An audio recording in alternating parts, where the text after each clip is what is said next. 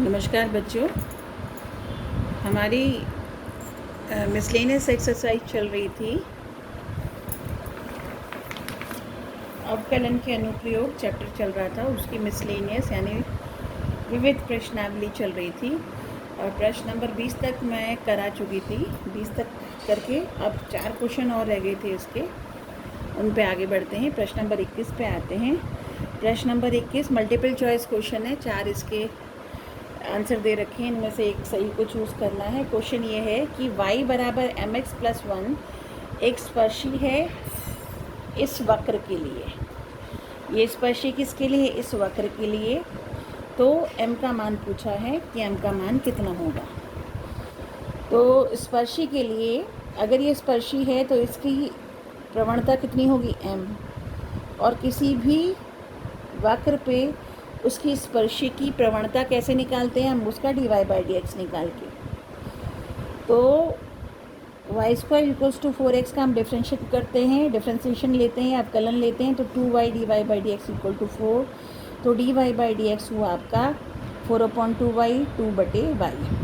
अब अगर x1 y1 point of contact है, यानी ये स्पर्शी इस पर स्पर्शी है, तो ये जो पॉइंट है इन दोनों का प्रतिच्छेदन बिंदु कह लो या पॉइंट ऑफ कांटेक्ट, यानी जिस पॉइंट पर स्पर्शी ये इसके जिस पॉइंट पर स्पर्शी बनी है। तो dy/dx इस बिंदु पर निकालेंगे x1 y1 पर, तो वो होगा 2/y1 और वो ही एक्चुअली m का मान है 2/y1। अतः स्पर्शी का समीकरण हो गया y बराबर 2/y1 x+1। अब ये वाला बिंदु इस स्पर्शी पर भी होगा और वक्र पर भी होगा, तो दोनों को संतुष्ट करेगा। तो अगर इस समीकरण में, क्योंकि ये पॉइंट ऑफ कांटेक्ट है इसका स्पर्शी का और वक्र का, तो दोनों को संतुष्ट करेगा। तो इस वाले समीकरण में से बिंदु संतुष्ट कराएंगे, y की जगह y1 x की जगह x1। तो हो गया y1 बराबर 2/y1 x1+1 पहला समीकरण। और ये बिंदु वक्र के ऊपर भी होगा तो इसको भी संतुष्ट करेगा। समीकरण 2 से x1 का मान निकाला, y1 का वर्ग अपॉन 4 और पहले में रख दिया। तो इस तरह से दोनों समीकरणों से हम हल कर रहे हैं। y1 का मान सब्स्टिट्यूशन यानी प्रतिस्थापन विधि द्वारा x1 का मान निकाला और दूसरे पहले वाले में रख दिया।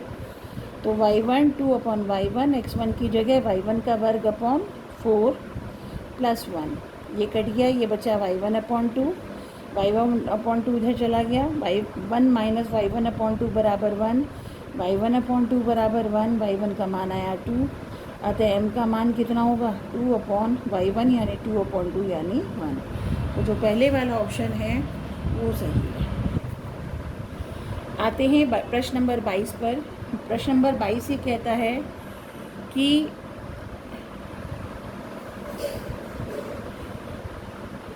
ये एक अभिलंब का समीकरण पूछा है बिंदु 1 1 पर इस कर्व के लिए। 2y + x² बराबर 3 आपका कर्व है। तो इस बिंदु पर अभिलंब का समीकरण क्या होगा? तो ये डायरेक्ट क्वेश्चन है। अभिलंब का समीकरण कैसे निकालेंगे? अभिलंब इस बिंदु से भी होके जा रहा है, तो समीकरण होगा y - 1 बराबर अभिलंब की प्रवणता x - x1। अभिलंब की प्रवणता क्या होती है? -1/dy/dx, यानी बिंदु 1 1 पर dy/dx का जो मान होगा उसका उल्टा विद अपोजिट साइन अभिलंब का प्रवणता होती है। क्योंकि dy/dx होती है स्पर्शी की प्रवणता और अभिलंब और स्पर्शी एक दूसरे पर लंब होते हैं, इसलिए अभिलंब की स्पर्श की प्रवणता होती है -1 स्पर्शी की प्रवणता।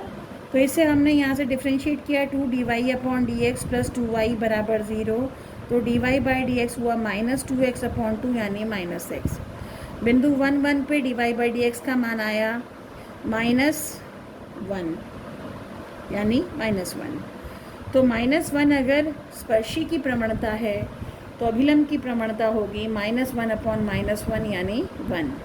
तो इस तरह से समीकरण बना y - 1 बराबर x - 1 यानी y बराबर x यानी x - y बराबर 0।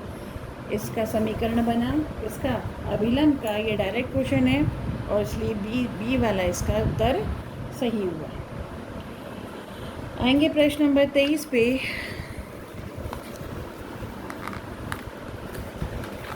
प्रश्न नंबर 23 क्या कहता है?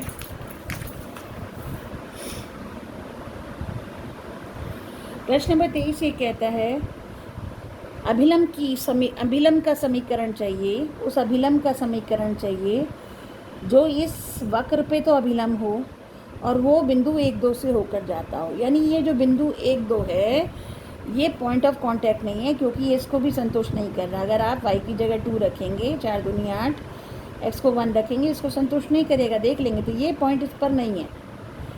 तो इसका मतलब हमें जो सूत्र पता था वो पॉइंट ऑफ कांटेक्ट पे तो पता था कि दोनों की दोनों जो आपका जिस पॉइंट पर वो टच कर रहे हैं या जिस पॉइंट पर अभिलंब बना रहे हैं उसका तो समीकरण हमें पता है। तो लेकिन ये पॉइंट ऑफ कांटेक्ट नहीं है। तो हम कहते हैं माना पॉइंट ऑफ कांटेक्ट है एच के, यानी एच के पे अभिलंब का समीकरण निकालना है।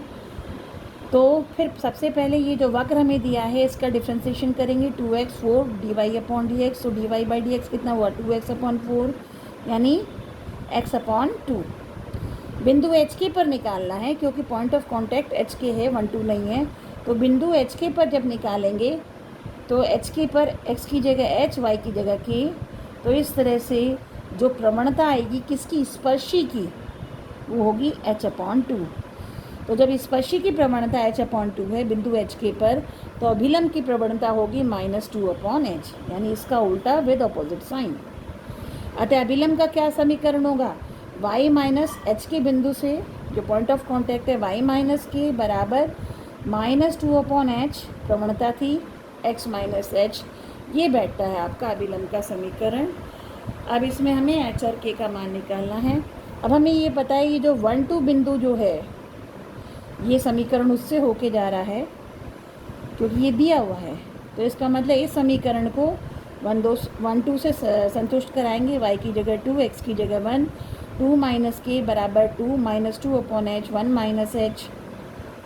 ये आया क्रॉस मल्टीप्लाई 2h माइनस के एच बराबर -2 + 2h, 2h से 2h कट गया, माइनस से माइनस कट के के एच का मान आया 2।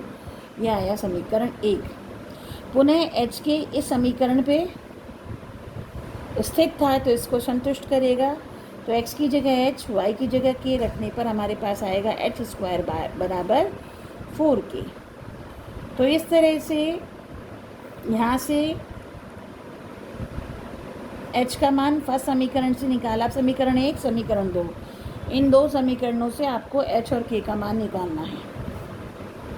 अब आएंगे आप समीकरण 1 से हमने h का मान निकाला 2/k और यहाँ रख दिया। तो 2/k का वर्ग बराबर 4k। तो 2/k का वर्ग बराबर 4k। तो 4/k² बराबर 4k। 4 से 4 कटा, k³ बराबर 1, k का मान आएगा 1। जब k 1 है, k का मान यहाँ 1 रख दो तो h का मान आ गया 2। अतः अभिलंब का समीकरण क्या होगा? ये अभिलंब का समीकरण बैठ रहा था y माइनस k की जगह 1, -2/h की जगह 2, x माइनस h की जगह 2। और इस तरह से 2 से 2 कटा, y माइनस 1 बराबर -x + 2, x + y बराबर 3 हो गया आपका समीकरण, अभिलंब का समीकरण। इसके बाद आते हैं प्रश्न नंबर 24 पर।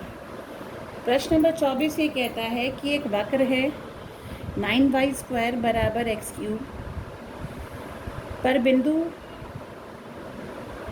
कहते पॉइंट्स ऑन द, हाँ इस क्वेश्चन में ये पूछा गया है कि आपको ये वक्र दिया है। कहते इस वक्र पर अभिलंब बनाया जाता है, तो किस बिंदु पर अभिलंब बनते हैं, जबकि वो अभिलंब आपके जो ये अक्ष हैं x एक्सिस और y एक्सिस से बराबर दूरी पर काटते हैं, यानी जितनी दूरी है उतनी दूरी है। तो अगर कोई भी मान लीजिए अभिलम्ब है इसका,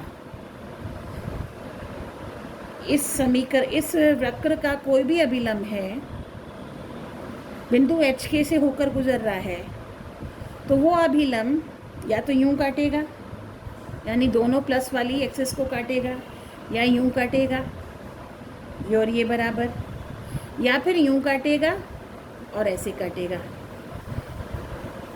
4 ही तरीके हैं। ये और ये पैरेलल है तो ये कितना कोण बना रहा है 45, तो ये भी कितना बना रहा है 45, तो या तो 45 डिग्री का कोण बनेगा। और ये पैरेलल है तो ये कोण कितना बन रहा है 135, तो ये भी कोण कितना बन रहा है 135। कहने का मतलब ये जो अभिलम्ब है ये एक्स एक्सिस से या तो 45 डिग्री का कोण बनाएगा या 135 डिग्री का कोण बनाएगा।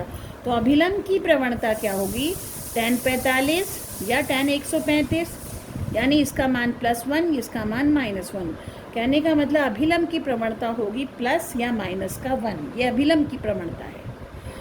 अब मान लीजिए हम कहते हैं बिंदु एच के पर हम अभिलम्ब अगर निकालते हैं, अभिलम्ब की प्रवणता निकालते हैं, तो पहले इसको डिफ्रेंशिएट करेंगे। तो 9y² बराबर x³ का x के सापेक्ष अवकलन लेने पर ये हुआ 9 दूनी 18 y dy/dx बराबर 3x²। तो इस तरह से dy/dx कितना आया x²/6y। तो dy/dx निकालेंगे बिंदु एच के पर, तो ये हुआ h²/6k। dy/dx प्रवणता किसकी होती है, स्पर्शी की, अभिलम्ब की नहीं। तो यहाँ से अभिलम्ब की प्रवणता क्या निकली -6k/h²। तो अभिलम्ब की प्रवणता हुई इसका उल्टा विद ऑपोजिट साइन, नीचे का ऊपर, ऊपर का नीचे, और साइन अगर प्लस है माइनस का, माइनस है तो प्लस का। तो ये अभिलम्ब की प्रवणता अगर बिंदु एच के अभिलम्ब पर निकालें, अभिलम्ब की प्रवणता बिंदु एच के पर निकालेंगे इस वक्र के लिए, तो वो आएगी -6k/h²। और ये मान या तो प्लस का 1 होगा या -1 का 1 होगा, क्योंकि ये बराबर इंटरसेप्ट्स काट रही है आपके एक्सिस पर। तो इस तरह से माइनस अगर यहाँ ले आए तो ये प्लस का माइनस हो गया, माइनस का प्लस, तो कुल मिला के h² बराबर +-6k आपका समीकरण आया। परंतु ये बिंदु जो एच के है अभिलम्ब के ऊपर, इसके वक्र के ऊपर भी है, इसको भी संतुष्ट करेगा। तो 9k² बराबर h³, ये समीकरण 2। तो h और k का मान निकालना है और 2 ही समीकरण आपको ज्ञात हो गए।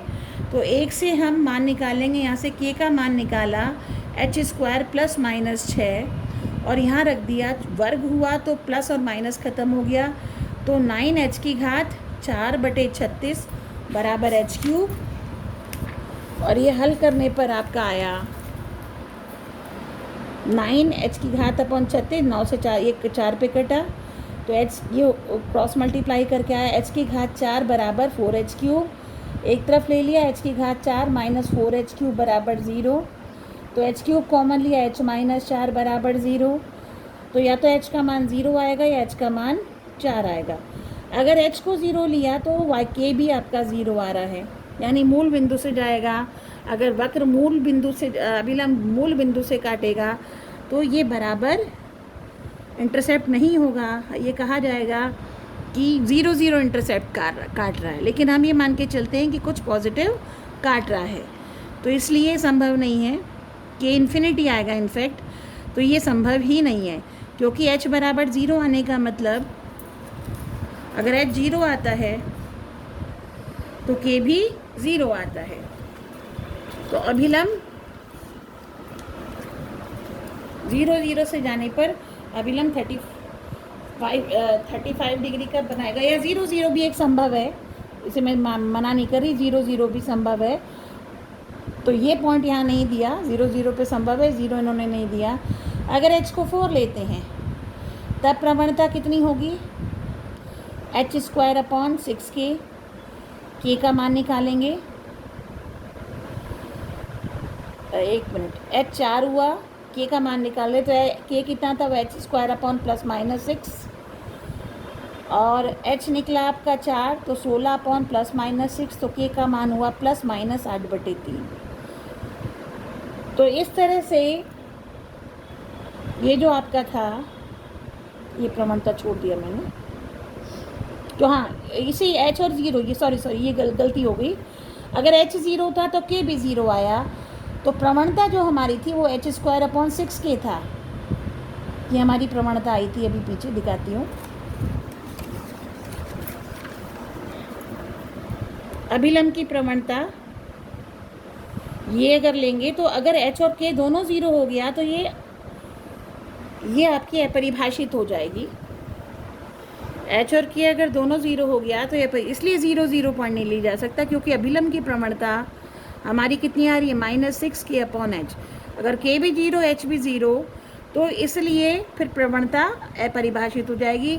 लेकिन यहाँ प्रवणता परिभाषित दे रखी है +-1, इसलिए 0 0 पॉइंट आपका एक्सेप्टेड नहीं है, यानी 0 0 संभव नहीं है, क्योंकि इस पर प्रवणता अपरिभाषित हो जाएगी, जबकि प्रवणता में 1 1 दे रखी है, +-1 दे रखी है। तो फिर k का मान निकाला ये, तो इसलिए 2 बिंदु आए 4 + -8/3, यानी यहाँ 4 8/3, दूसरा बिंदु आया 4 -8/3। तो ये 2 पॉइंट ऑफ ऐसे कॉन्टैक्ट है जिन पर अभिलंब इस वक्र के लिए बनेगा, तो इसकी ये बराबर अंतक्षेप काटेगा x एक्सिस और y एक्सिस से। तो ये थी आपकी मिसलेनियस एक्सरसाइज, और ये चैप्टर पूरा हुआ आपका एप्लीकेशन ऑफ डेरिवेटिव्स। इसके बाद अब हम, ये किताब हमारी ख़त्म हो गई, इसके बाद शुरू करेंगे हम इंटीग्रेशन, समाकलन। तो इसमें कोई प्रॉब्लम आए तो कमेंट सेक्शन में डाल के अपनी प्रॉब्लम पूछ सकते हैं, या व्हाट्सएप पर आप मुझे प्रॉब्लम डाल देंगे। Thank you.